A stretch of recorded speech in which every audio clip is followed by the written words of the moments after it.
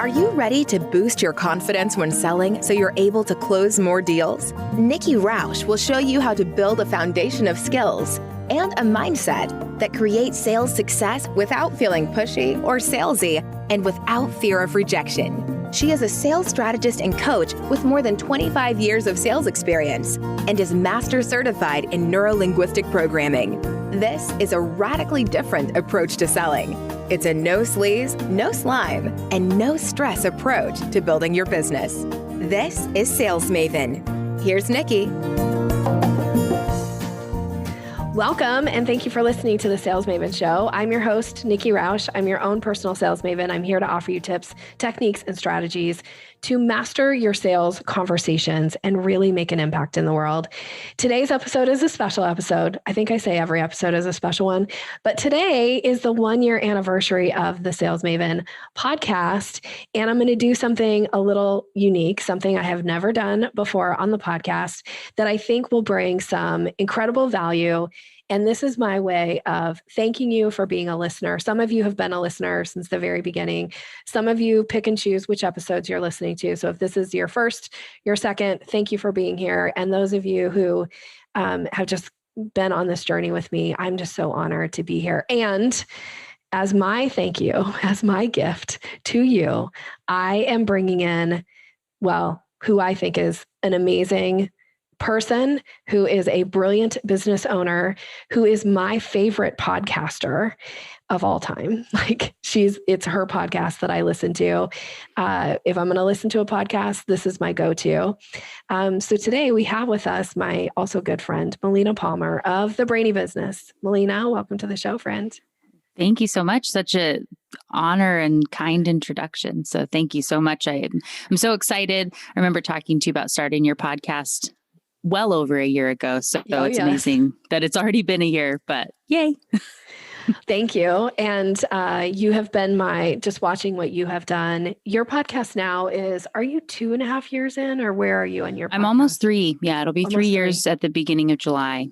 That's right. I remember us talking about you starting your podcast, and it has just exploded, and you have made such an impact in people's lives by teaching them about behavioral economics. And I love your podcast episodes. I know you know this because I will often Voxer you like, hey, I'm listening to this episode and you just said blah, blah, blah. And here's what I blah, blah, blah back to you. I feel like I talk back to your podcast more than I talk back to anybody else's. Well, I appreciate that. And I will say some of my favorite Vox messages, of which I miss a lot of things in the pandemic, but where none of us are traveling, I used to get messages from you that was like, hey, you don't know it, but we're driving to Spokane right now. And you just said, so I always loved like, well, I'm hanging out with Nikki. We're just driving along. So we're just headed to Spokane. Yeah. For chit-chatting. So tell everybody if you haven't heard me talk about Melina before, I feel like you probably haven't listened to all the episodes of the podcast because I do talk about her. And tell people a little bit about you, your business, and the podcast, because it is my favorite podcast. Well, thank you, my friend. Well, I have a background in marketing and brand strategy, and then got a master's in behavioral economics, which is essentially the psychology of buying decisions. And it's a part of a larger field of behavioral sciences of just why people do the things they do and understanding what's going on in the brain. And so what science has told us and taught us over the years, very recently too, is that, people aren't logical. They don't do what they should often, even where we know that we should diet, we know we should exercise, but then we end up watching Netflix and eating a whole bag of giant Cheetos or something. And so is that wrong? Yeah, no. Okay. Cause I love Cheetos. I'm just saying. Oh, well, I mean, yeah, I'm a big Cheeto fan too. We also, there's the battle over puffy versus crunchy Cheetos here in the house. So I'll take either. It depends on my mood, but yeah. What's your preference? I'm a puffy Cheeto fan. And okay. Yeah. And I think mostly my husband likes the crunchy ones better, but he's silly. So yeah, all puffy Cheetos for the rest of us. But But in a pinch, any Cheeto is better than no Cheeto. That's how we feel. Yeah. Mm-hmm. So, but understanding what people are actually going to do and what's happening in our brains that helps to decide what's going on. And so, as I talk about on the show, 99% of all the decisions that anyone is making at any given time is done by the subconscious brain. And so we don't really know what's happening in ourselves, but understanding these concepts and knowing the rules that the subconscious is making in order to guide our decisions and choices is really valuable, both in understanding ourselves and tweaking behavior in areas where we want, but also in like what I do through consulting and speaking and the podcast and all the things is helping people to understand within their business what you need to know and how you can be using it with really good examples and avoiding the things that sound like an academic lecture. So there's no p-values and significance and variance and things like that talked about on the show. Right before we got on this episode, I was recording another episode and it was a sales success story with some of my clients. And prior to starting, I'd mentioned your podcast. I can't even remember what the context was because I talk about your podcast all the time. And then at the end, they were like, now, what was the name of the person again? And I was like, Melina Palmer, the Brainy Business. And they're like, okay, we're going to go check this out. Go check out this podcast. I'm like, yeah, you have to listen to this podcast.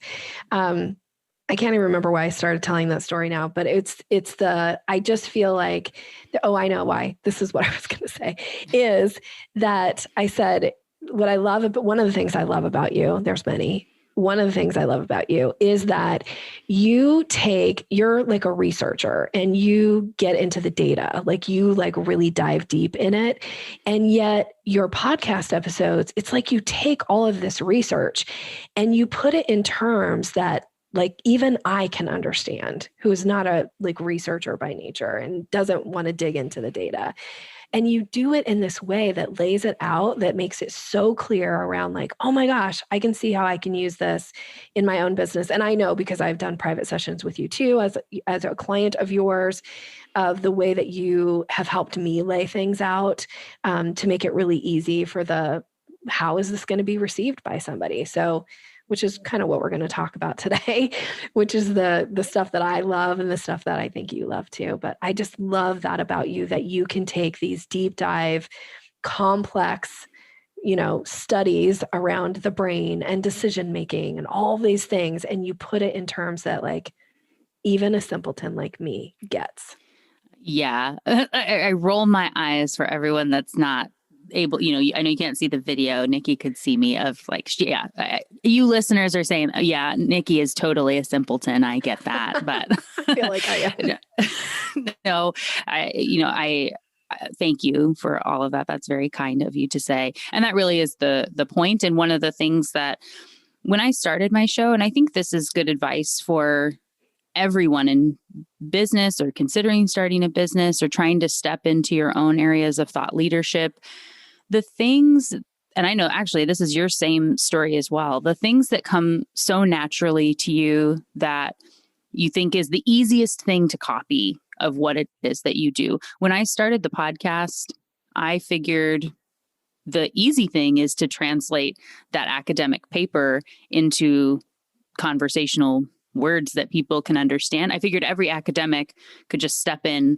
and do that themselves. Why can't you boil it down and make it usable? You spent years sometimes researching this thing and just to communicate it simply.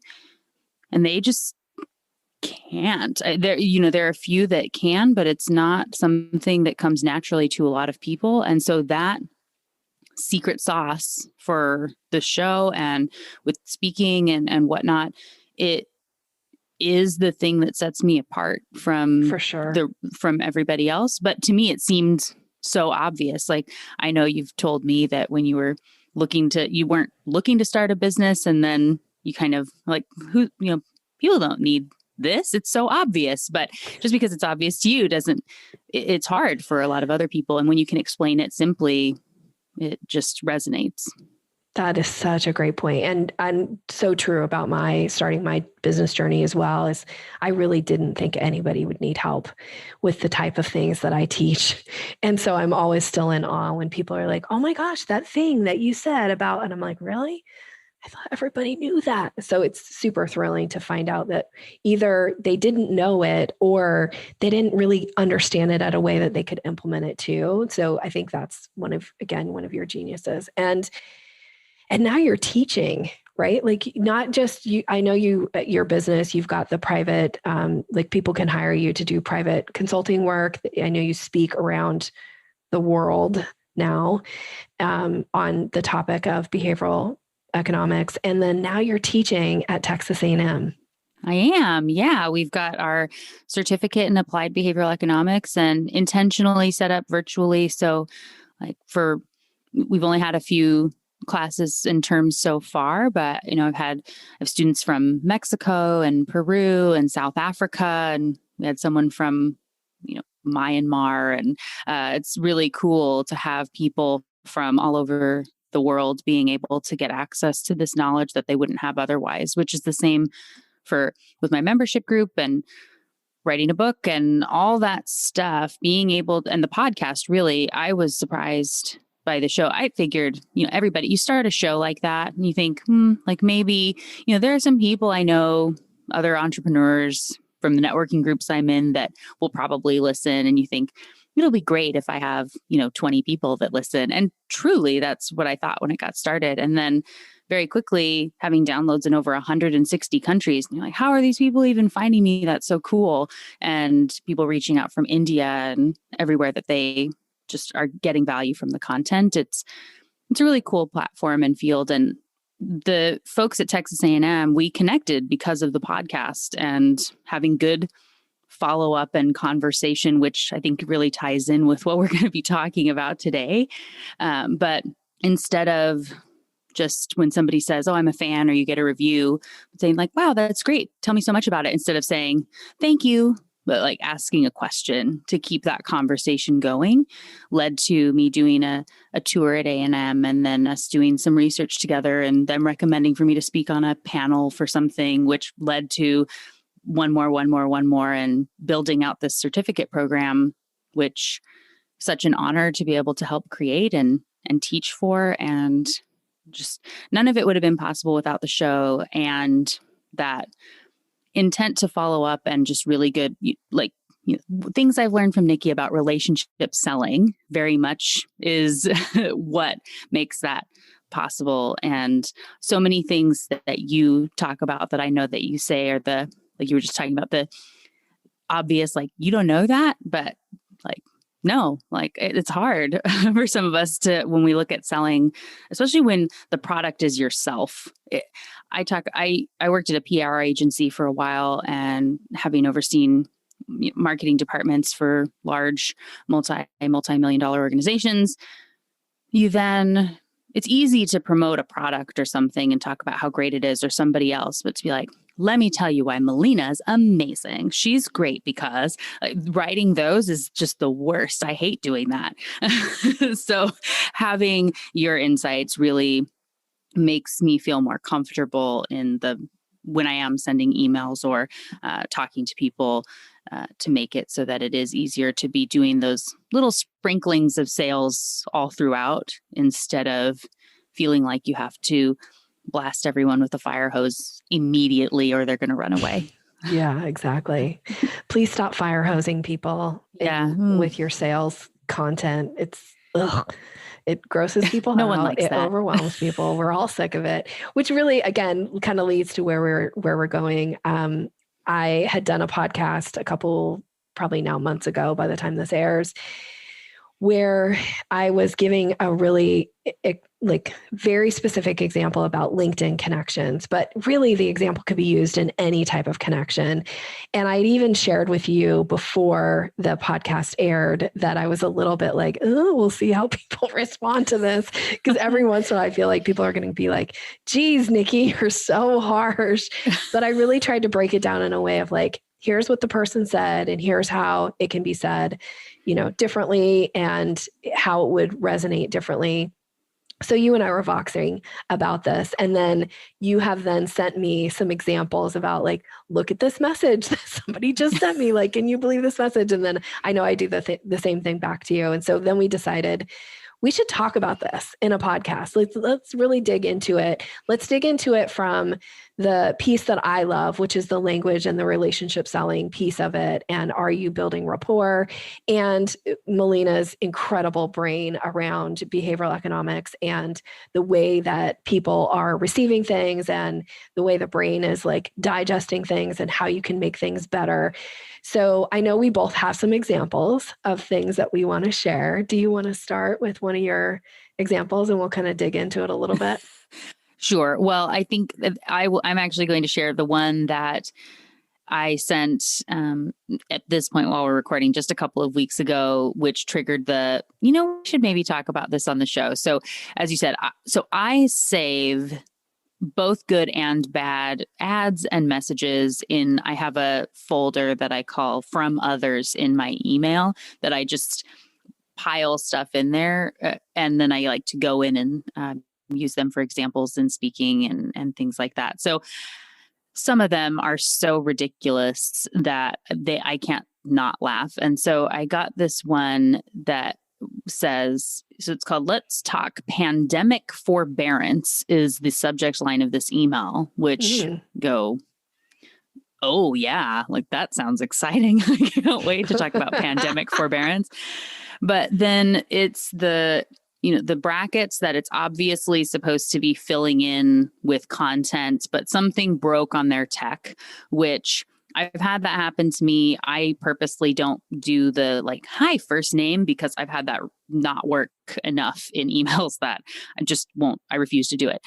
But this says, first of all, I really dig your work on title, specifically your conversations with Hype Block. And then it goes into the rest of their pitch, which is all about, here's why I'm awesome and amazing, or the person that I think you should have be on your podcast.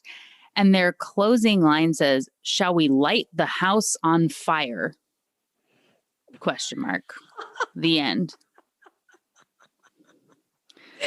No? I'm not really interested in a fire. Right. Like, whose house? I don't want to light my house on fire. I like my house. Yeah. Like, whose house are we lighting up? Yeah.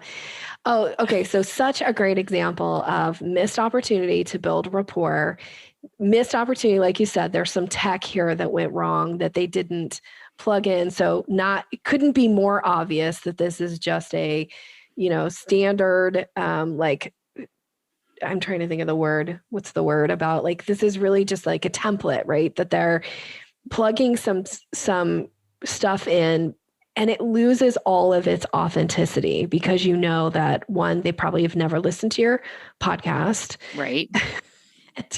And two, it's just like, it's so formulaic and it feels, in which I'm all for having scripts, and I do use the name in my email. I do think you should have a name in an email to somebody. That's my personal opinion about it. And yes, things can go wrong, but this was like so like egregious, really. Well, and who reviewed this? I know. Well, and it's so obviously scripted. That's where you feel like you're going to write this out. And when I fill in the content of name and title and hype block, that it's going to be not feel like it's a canned email that's coming out. For one, here's another thing. The pitches I get. So the full name of my podcast is The Brainy Business, and then Pipe, which is one of those vertical lines. The Brainy Business, Pipe, Understanding the Psychology of Why People Buy, Pipe, Behavioral Economics is the actual title of the show. Okay. When people go to a list somewhere and pull that, it doesn't say, hey, I'm a big fan of The Brainy Business. They'll say, hey, Melina, I'm such a big fan of The Brainy Business, Understanding the Psychology of Why People Buy, Behavioral Economics. It's like, no, you're not. The end. Like, very clearly not. The other thing I get often is where it'll say, hi, comma, because they're pulling from a title from the website or a show. It's like, well, okay, bye. It's really easy to delete those. You would have to be the greatest email of all time to possibly make me not delete that immediately. I get the ones that are always, hi, sales, because Sales Maven, right? Like, so hi, sales, which to me is so egregious because you cannot send me an email. Well, there's very few opportunities where you can send me an email where my name is not in the email address. So there's no excuse for, in my opinion, to send an email to Nikki at yoursalesmaven.com and say, hi, sales. I can. So agreed. And my email is also Melina at thebrainybusiness.com. And I get emails that say, hi, Melinda. Oh, boy. Yeah. Which again, you had to put my email in there. Like, and that's, so I do know autocorrect will do that sometimes. Yeah. But, and so I'm at a point with Melinda that I don't automatically kick people out in the same way I would with the. Yeah, the is pretty, that's pretty bad.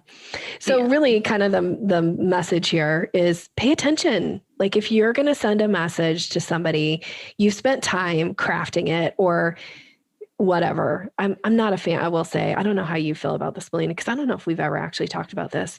Stop buying lists. Yeah. Stop paying for lists. They're crap. The lists are crap. They don't give you they give you stuff like this. Hi, right. You don't want that to represent your company. So I don't know. How do you feel about what that? I would say about that is, so as I said, I used to be, so for 6 years, I ran the marketing department of a financial institution, which at the time I left was about $500 million in assets. And I would get, pitches on everything that advertised with our radio station, TV station, on YouTube, magazines, use our printing, blah, blah, blah.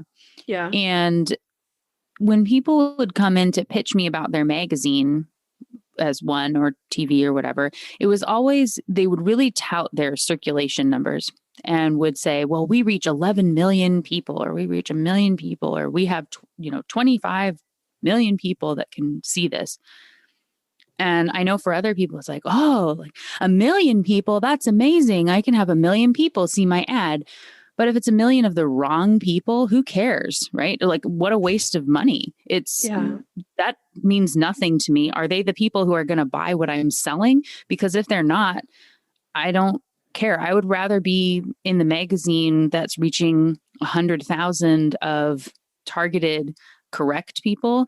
And in the case of then translating that for sales and sending out pitches on LinkedIn or by email or whatever, I am not a fan of the send it to as many people as you possibly can and try, hope that something sticks.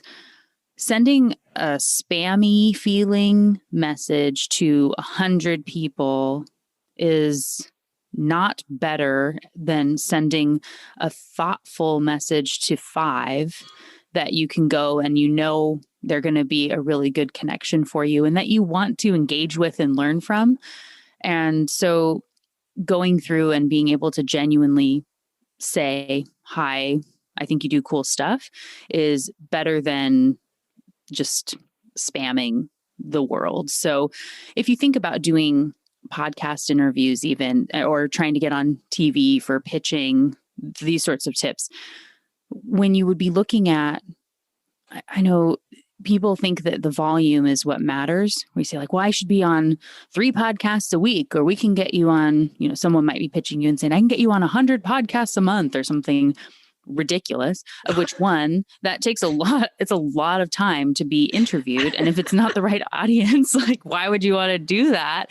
And instead to just say, I want to be on one really well, like great fit, good connected podcast a month or something. Yeah. And so I'm going to try to find 12 people that are doing really cool stuff that, I resonate with them, they resonate with me. Those associations within the brain and having it's not worth getting someone else's credibility and their halo effect if it doesn't align with what you're doing. Then it's just a big waste of your time. Yeah. And it gets into, I have an episode on bike shedding, which I know is a very popular one, which Go check out bike shedding. Yeah, I think it's 99 on the podcast.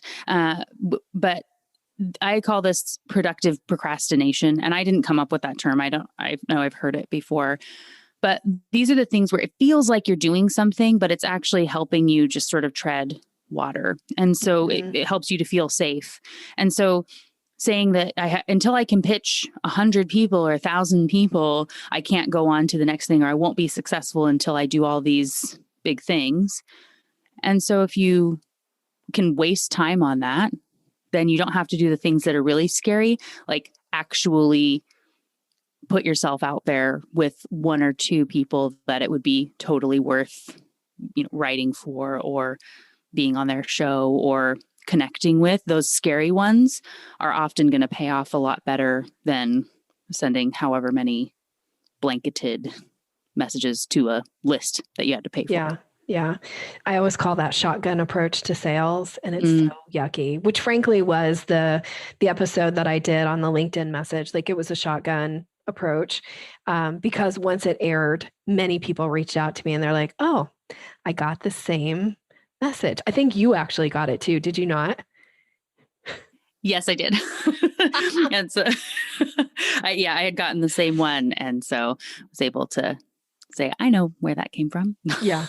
Which multiple people reached out to me, which I was also like, oh, I hope somebody Here's a funny thing about that. And of course, we're not going to say where it came from or relate to anything on that. That is a person I personally know and have talked to before that sent that. I've actually been a guest on that person's show before and had meetings with them. And this canned spammy message that came through that we got, and I'm sure for the other people, that's not even something that's out to people you don't know. When you're sending those spammy things to the list of people you already know, that's a bit more egregious in my opinion. Yeah. Kind of yucky. Yeah. Okay. So I know we have some other examples. I'm not going to dig into this one, but just to build off of the one that you got where it was inserted hype block. Yeah. So here's one that I just got this week. There was no high, I didn't even get the high sales, right? There was nothing. All it started with was in bold, interview opportunity, the name of the person, what their book was, what the person talks about, who the person is, why I want her book, and how and why she wrote the book. And that was the message. And I think the subject line, I'm sorry, I forgot to copy and paste it here, was podcast interview or something like that was the message. And I was like, that couldn't have felt less personalized. I mean, so lazy. To me, it's just so lazy. I can't even tell you how many of those I get every single week. I get that basic email, a dozen of those a week, at least, that are people pitching to be on my show, which I don't have a lot of guests on my show. And when I do, they're behavioral economists and, people working in academia, or my friend Nikki. So I know, I'm so honored that I have been on the show. Well, it feels very full circle in that, like you said, this is not the type of show you typically do, and you're not looking to do this. It's not the format of the show. And in the same way, you were the first person I had come on, and it was before I actually started really doing interviews also. Yeah, you were just doing solo episodes. Yeah. And so, but you came on and interviewed me on my show when I was launching something, which is something I actually have not done again. And so I think it was pretty fun to then get to do this with you today. Very, very full circle. But I get those constantly. And that is, I think, another lesson for this being, just because you're paying someone to pitch for you same thing, if they're promising bulk, it's not necessarily good Their pitch emails are not necessarily doing a great job. And you just need to think about what that does about your own reputation for those who even go in and look and read everything that's there. For every, if you say, well, they're going to pitch, 100 shows and 2 of them are going to get you interviews, but you don't know what's happening behind the scenes. What about the 98 people that saw that and go, ugh, like Melina sounds gross. I don't want to talk to her ever. And it just can be creating this really negative impact around your entire brand to get all those no's. It ties in for me. I remember reading and seeing things where people are celebrating, like, I got 100. My goal is to get 100 rejections this year. Have you ever seen where people do that? Yes.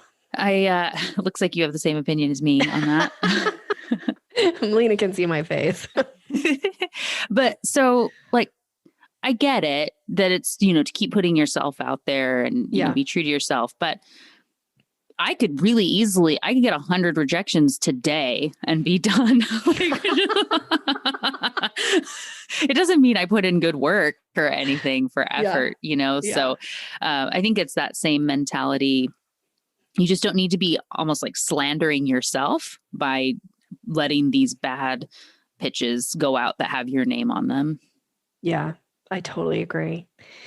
Okay, so here's what I actually want to bring to your attention, and because I want the Melina's brain on this, because I'm a fan. Can you tell? Okay, so this was actually an ad that showed up in my and you've seen this because you're in the Sales Maven Society, so I posted this in there and asked people, like, does this draw you in, or does this attract you, or does this repel you? So here is the language. I'm not going to say who this is, obviously. For this isn't about shaming people. This is hopefully a learning opportunity for you when you're thinking about putting content out in any form, because your reputation matters. So here's the message. It says, it talks about something specific where it says, like, you might know this, and then inserts the topic. I'm not going to say what it is, again, not to give anything away here. It says, but just knowing these strategies isn't enough. You need to truly, in all caps, understand them. Lucky for all of you, I'm diving into every single one of these during, and then goes on to talk about when this person's diving in. What say you, Melina Palmer, to that? I say the same thing that everyone else in the Sales Maven Society had to say, which is like, oh, lucky me. Like, reading the comments where we all had the same reaction of, so there's a fine line and a balance between establishing that you have credibility and being condescending, and like showing that you have some level of expertise that other people would benefit from, but not in a way that's like, lucky for you, I'm going to be around to save your hides, sort of a message, which is just repellent in a lot of ways. So I feel like if somebody said to my face, lucky for you, Nikki, and I feel like I have heard people say this to my face too, like, lucky for you, Nikki, that I know this thing because here's what and I'm always like, well, that feels kind of like yucky, not lucky. It feels yucky. Yeah, not sort of. It really is. I know actually when you were on the Brainy Business the second time, we were talking about a person that was speaking at an event that I went to for a networking group that we both used to be part of. And I remember the person that was talking, and in a way that they were trying to show their importance and how busy they were in this, like, now thankfully more people are on the busy and successful don't go together train. But this person, so she's presenting to this group and who's all potential good clients for her. And she said, you have to be God to get more than 15 minutes with me on my calendar. But I've got a few spots that's set aside, but I only do 15 minutes because I'm like so busy and important. And while that was not the exact words she said, that's pretty darn close to what it is that she said. And to tie this in with some pitch emails and an example that I had to share for today, is I got one, and this is another one that I shared, and then people were like, oh, I got that one too. Same. Like where I was talking about in my group, and they're like, oh, I got that one. That's hilarious. But it said like, oh, guess what? Our CEO has just opened up time on his calendar, and he's finally available to do podcast interviews with people like you peons. He's, taken some time and is available. To which again, like, how rude, you're asking me essentially for a favor to allow you to have exposure to my audience. Yeah. Get some perspective. My husband, when I had started really going full in on my business, some of the best advice that I've gotten was from him, where he said, don't big time people. Like, no matter how big you get and how busy you are and what you have, doesn't mean that you need to make people feel that way. And when you are sending things like scheduling software, even, and instead of saying, I'm really busy, and so this is why I use this scheduling software. If you can find a time, hopefully there's something on my calendar available. Ugh. All right. Elite. I know. That's my response to all of those. Instead of saying, hey, I have this option available. If you're open to scheduling software, here's a link so you can find a time that works well for you. If you don't see anything that you like, or you have a different method that you prefer, send it my way. Happy to be flexible. And, 99 times out of 100, they just use the software and we move along. And I do often, when it's something that I really want to be doing, that I'm initiating, I do my 3 times before getting to that point. Thank you, Miss Nikki Roush. But the 3 times language that I teach, I know I've given it on this podcast, and it will make or break the way people respond to you. So yeah, keep going. Yeah. So, and if I'm wanting, there are different techniques where if I'm pitching versus someone's asking me for something, I've done this in business too, where there was someone who pretty notoriously would always want, a new flyer, a promotion, a thing yesterday. And by the time the team would make it, he wanted something else and was totally off that plan. And so to say, I need you to come fully developed, that sounds great. Thanks for the idea. If you put together the plan, schedule a meeting with me, we'll talk about it. You'd be amazed how many people don't care enough about their idea to follow up and do anything when you nudge back just a little bit. And the people who do, then, they're worth everyone has worth, right? That's not exactly what I'm trying to say, but it's worth the effort because they care enough about whatever the cause is or whatever it is. And so it's just a different situation. I have these conversations with clients often where they're like, people are asking me for all of these things and, what should I do? And I always say, ask them to do something, right? Just ask them to take 1 step or 2 steps. And most people won't. And the people who are serious will take that 1 or 2 step. Because we're talking about scheduling, I actually have this on my list of things to bring into this conversation today. So this is another, please don't do this to people, where a colleague had scheduled a time for us to do a catch-up call. So they're not a client. I'm not a client of this person's. We are colleagues in a similar field, and just in a let's check in with each other and find out what's going on. Let's catch up. So the time comes, they don't show.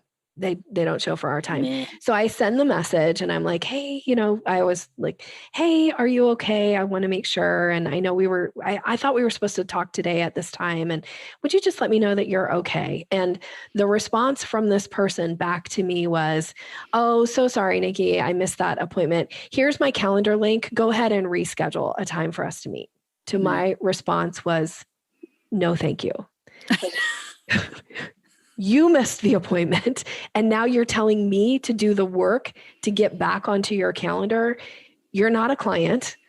I'm not looking to hire you, which I will say, if I was looking to hire you, that would have been an absolute, you would have lost my business with that response. And the thing about this person is a lovely person. I actually really, really like him. And it's not that he's a jerk or that he's self-centered or any of these things.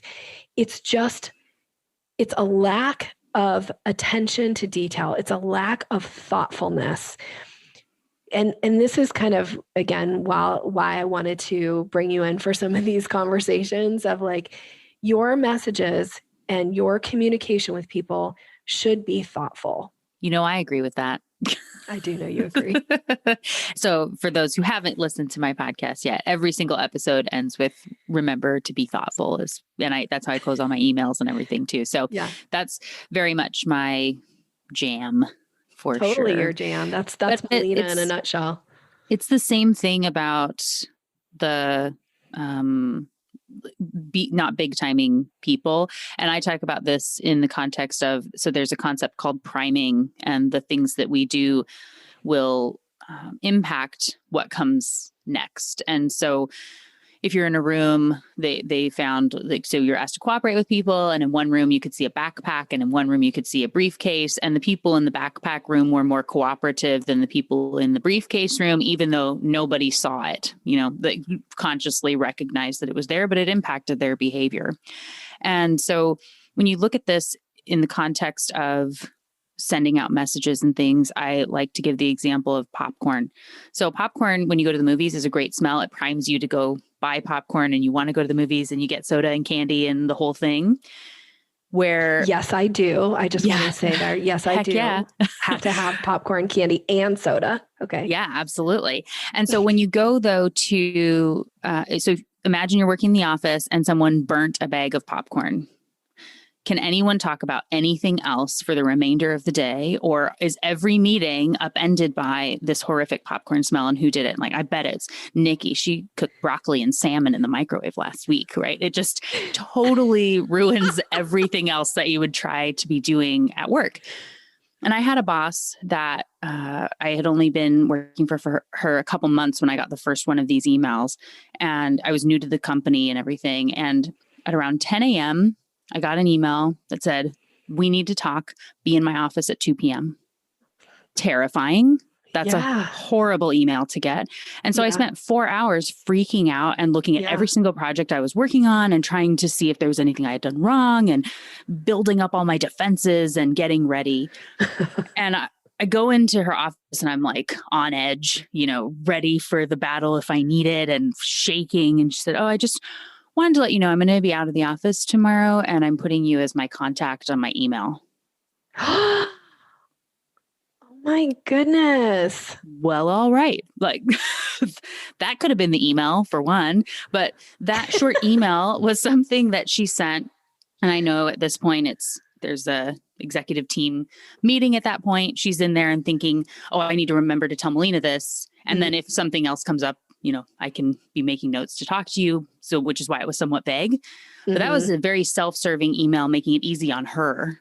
Whereas it's your job when you're sending communication to make it useful for the person you are sending it to. And there was another way of like, hey, something like I don't want to forget that I need to talk to you about a couple quick things. No big deal.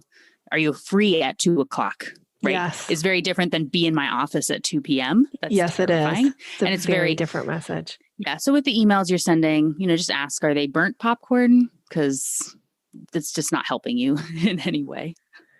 That's such a great story and such an important thing. And, one of my suggestions often is read your messages from the reader's perspective. How is it going to be received? Yeah. Because we write from our own perspectives, like your example exactly. Like she's writing from her perspective. She's in a meeting, she's busy. She just wants to make sure that she tells you something, but never even taking the time to think, how is this going to be received when Melina gets it? And is this going to send her into a spiral, panic, because she couldn't have been, I'm going to use your thing now, she couldn't have been thoughtful. Right. And about, which I think has to now be the title of the show in some way. So I can reference the be thoughtful for Melina. It is just about showing care, being thoughtful in your messaging, and it will pay dividends for you in so many ways. Kind of back to one of your stories that you had said about how things started initially to where now you are teaching at Texas A&M. And that's just one of the amazing things that came out of the way you chose to communicate with people, right? And how it led to opening all of these doors. This is why it all counts. Like it all counts in the way that you communicate with people, because you don't know what door is going to be open because you take the time to, again, using Melina's tagline here, be thoughtful. Yeah. I mean, I would just closing on that, like the way that I look at for social media, or you want people, everybody wants people to talk about them, share their content, like their content, do their stuff. Do you go out and proactively engage with and share other people's stuff without asking for anything in return or expecting them to do anything, or because they didn't do it first? And so most people don't. And if somebody does like or comment on something, you don't acknowledge it. And if you do, you don't do very much. But just proactively finding, if you know those 12 people that you want to be on their radar or have your, Strive 5 list like Nikki's got, then you can go out and you can be like, find something cool they wrote about and share it. And just to say, hey, I read this, and I know I do writing, and we don't always get just the nice things. You hear a lot of bad stuff. And I just wanted to say, thanks for doing it. This was a great point, and hope you have a lovely day. And leave it. It's a long game for these. And just be kind and thoughtful, and it will always come back for you. Yeah. I had a conversation not too long ago with a client where I was like, these messages are coming, like you're talking at people you're not talking with. There's not one question in the message at all. And we need to make sure that you are that you're asking questions, and it will make a difference to the way the message is received. Okay. So for the sake of time, I could go on and on. I know you've got more examples. I do too, but for the sake of time, I do want to wrap up. Thank you so much for being here and being a part of this, Melina, and celebrating with me. And I want people to know how they can get a hold of you and how they can get more of Melina Palmer and the Brainy business. Thank you so much. It was an honor to be here with you. And I always love to chat with you, as you know. So for finding me, you can just go to thebrainybusiness.com, and you can find the podcast. My new book is coming out. It's on pre-sale now for when this airs, and it will be launching, May 11th of 2021. So very excited about that. And also you can find me on all the socials as the Brainy Biz, B-I-Z. So go check Melina out. She is so great, has so many amazing resources. You can find her, like she said, on her podcast. She has a membership community, a monthly membership that she's in. I'm in there. I'm a member. We actually have quite a few members that are Sales Maven Society members and also our members. Will you say the name of your membership so they can go check that out too? Yes, it's the Beef Thoughtful Revolution. Surprisingly. Shocking, right? Yeah. Be Thoughtful Revolution. I don't know where my brain is today. So, okay. Thank you, Melina, for being here. For you as a listener, thank you so much for tuning in today. I hope you found some of the tips and the things that we were talking about. If that resonates with you, or if you feel like, oh, that's me in some way, use it as fuel to change the way that you're communicating, and also stop tolerating bad messages coming your way too. Don't give people your business who don't take the time to be thoughtful in the way they communicate with you as well. So thank you for being here. Okay. I do have a question for the year of the question for those of you who are following along with this. And here's my question. And it's one for you to ask yourself. It isn't necessarily for a sales conversation, but have you already thought about what it's going to be like for this person to receive the message? How are they going to feel when they get this message from you? And read it from that perspective before you send it. And for those of you who are ready to come take part in the Sales Maven Society, hang out with Melina and other really amazing people, and learn some more around your own sales communication, please come join the Sales Maven Society. You can do that by going to salesmavensociety.com. And if you enter the trial code 47trial, that will take $100 off your first month of membership. You can come for your first month for only $47. That's the trial membership code, and we'd love to have you. Thank you so much for listening. Have a great rest of the day. Thanks for listening to Sales Maven. Visit us online at yoursalesmaven.com/maven for more resources to boost your confidence and skills.